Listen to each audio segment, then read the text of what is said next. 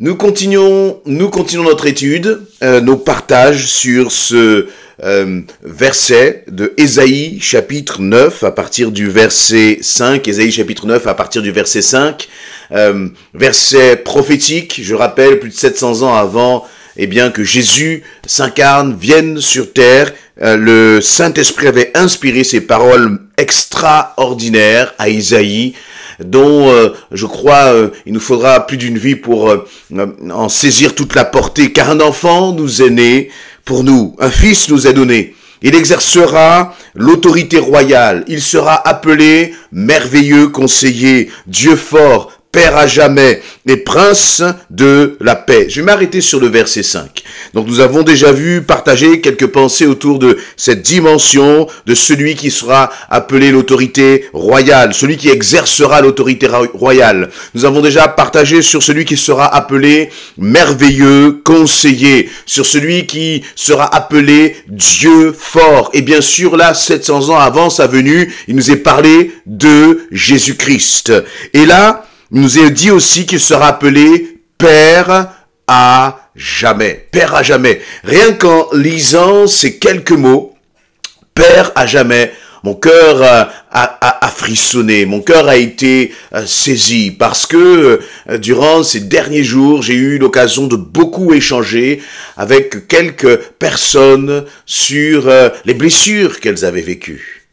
Dans leur enfance, dans leur parcours de vie, et parfois à cause de l'absence du père, à cause peut-être parfois du manque d'amour d'un parent, et qui avait généré dans le cœur de ces personnes des carences affectives, des dépendances affectives. Et là nous voyons que Jésus est déjà prophétiquement appelé Père à jamais.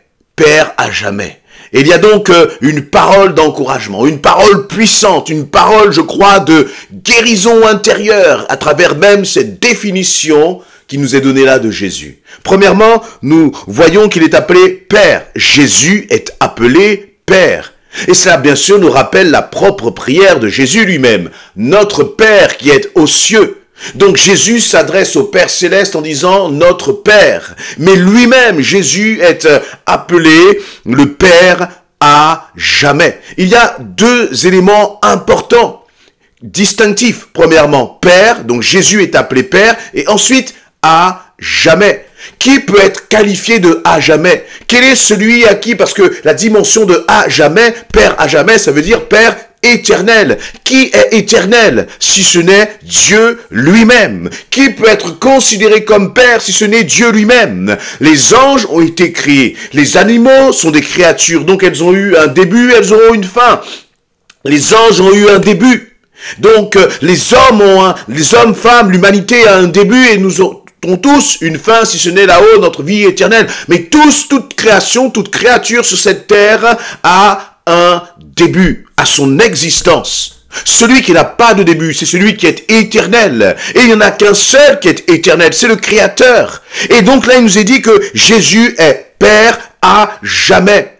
Et cela revient à ce que nous partageons sur la précédente parole du jour dans lequel nous était dit que Jésus était qualifié de Dieu fort. Donc nous revoyons là la question de ce Jésus qui a les caractéristiques de Dieu. Et là encore, Père à jamais, Jésus a encore les caractéristiques de Dieu. Jésus est Dieu. Point. Je continue maintenant sur cette dimension du Père. Pourquoi c'est une dimension qui est si profonde? Premièrement, on voit que ce n'est pas ce Jésus-là, ce Dieu qui nous est défini là, le Dieu de la Bible, n'est pas un Dieu lointain. Ce n'est pas un Dieu qui ne demande pas d'être en communion avec nous. Non, il nous considère, si lui s'appelle Père, si lui se définit comme Père, c'est que nous sommes ses enfants, c'est que nous sommes ses fils et ses filles. Et cela, bien aimé, c'est puissant de réaliser cela. Parce que peu importe si tu n'as pas été aimé, peu importe si tu as été aimé, mais peut-être mal aimé par tes parents, peu importe si tu n'as pas reçu tout l'amour que tu voulais, l'essentiel, c'est de réaliser qu'il y a un Père céleste qui lui pourra prendre soin de toi, qui lui pourra penser tes blessures. Il se définit comme cela. Et vous voyez, il nous est dit que ce Père-là, c'est un Père de proximité. Jésus lui-même, au moment où il était dans l'angoisse, dans le jardin de Gethsémane, juste avant de porter le péché de l'humanité sur lui, il était là dans ce jardin plein d'angoisse parce qu'il savait qu'il allait passer ce moment où, comme je l'ai dit, il va porter notre péché et il va dire dans ce moment-là, eh bien, Abba Père, toutes choses sont possibles, éloigne de moi cette coupe. Toutefois, si c'est ta volonté, Jésus va appeler le Père Céleste en l'appelant Abba Père. C'est-à-dire, le Abba, ça veut dire Père en araméen. Mais c'est pas Père lointain.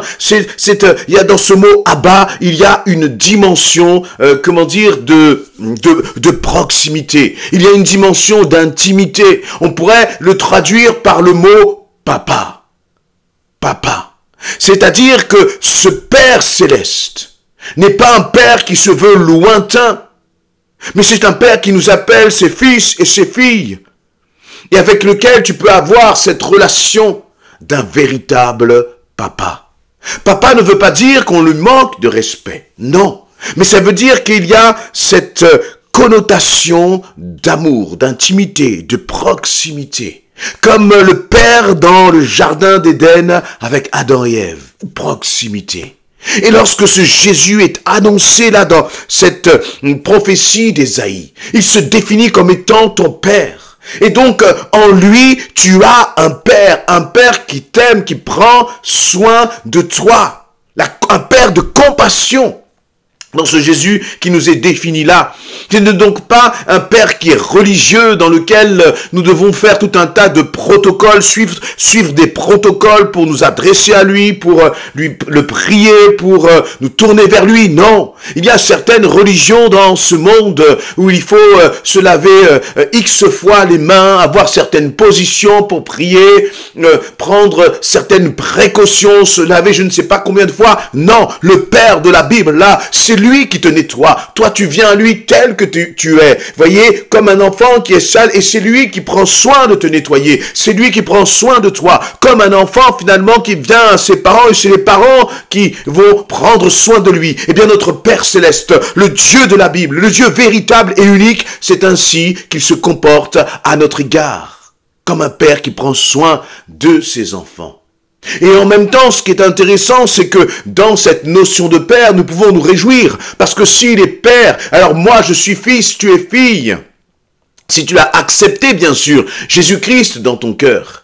Et dans Galates chapitre 4, justement, verset 6, il nous est dit que parce que vous êtes ses fils et ses filles, Dieu a envoyé dans votre cœur l'esprit de son fils qui crie « Abba, Père ». Ainsi, tu n'es plus esclave, mon fils, ma fille.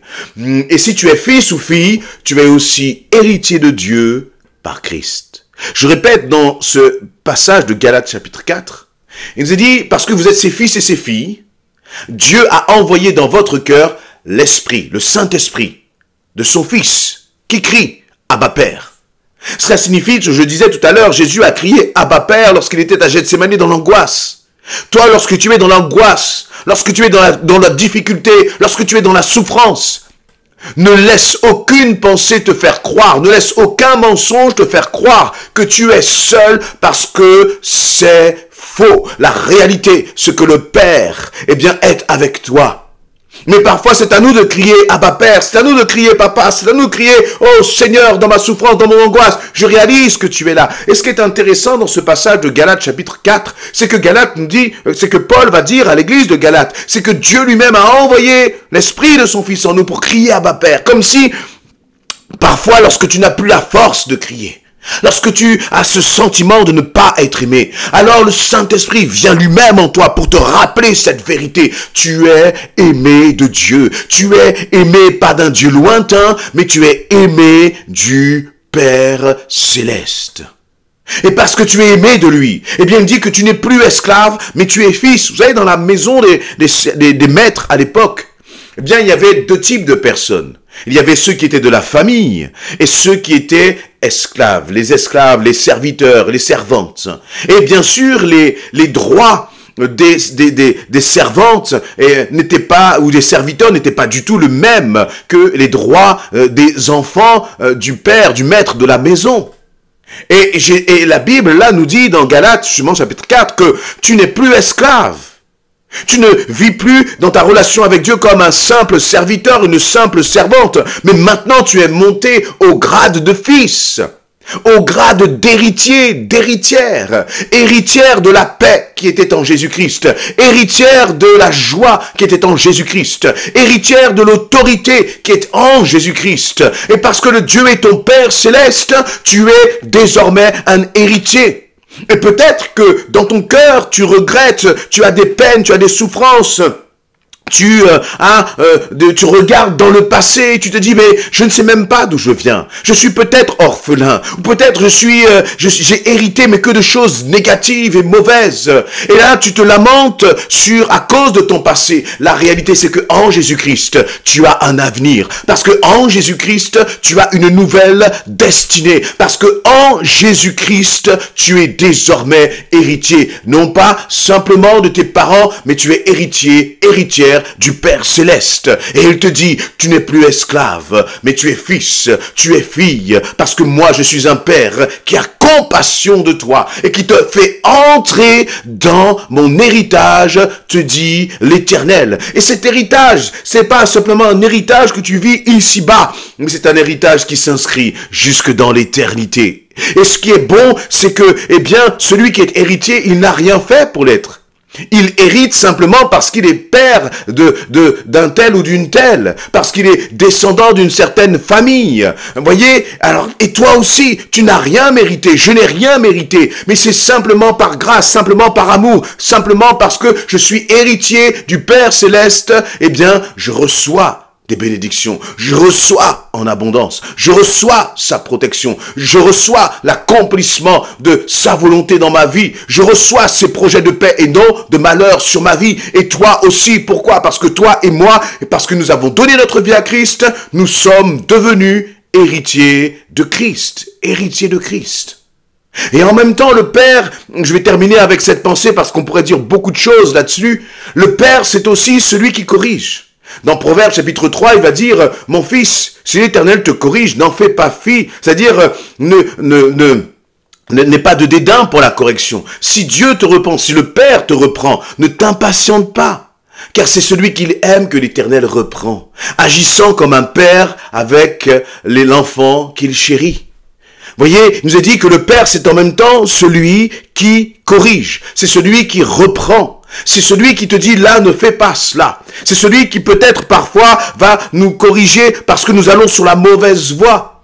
Et voyez, ce n'est pas simplement de dire, Père, je veux juste des câlins et des bisous. Non. Notre Dieu, c'est celui qui a compassion de nous, mais dans son amour, c'est aussi celui qui nous reprend. Et si nous sommes dans la joie parce qu'il est notre Père, nous sommes dans la joie parce que nous sommes héritiers, nous devons être aussi dans la joie parce qu'il nous reprend, parce qu'il nous corrige. Parce que parfois, Dieu te dira, je ne suis pas d'accord avec toi. Et comme tu as pris une mauvaise décision, eh bien, tu vas être puni. Parce que parfois, la punition est bonne. Si un enfant s'approche du feu et que le Père le retient, voyez, ou que son autorité le retient pour éviter, eh bien, parfois, il peut avoir un geste un peu brusque pour qu'il ne se brûle pas, mais ce geste est important. C'est un geste qui est salvateur. C'est un geste qui va éviter à l'enfant de subir des blessures, des souffrances inutiles. Et voici aussi comment est notre Père. Et face à la correction, la Bible va nous dire, eh bien, de ne pas prendre la correction du Seigneur à la légère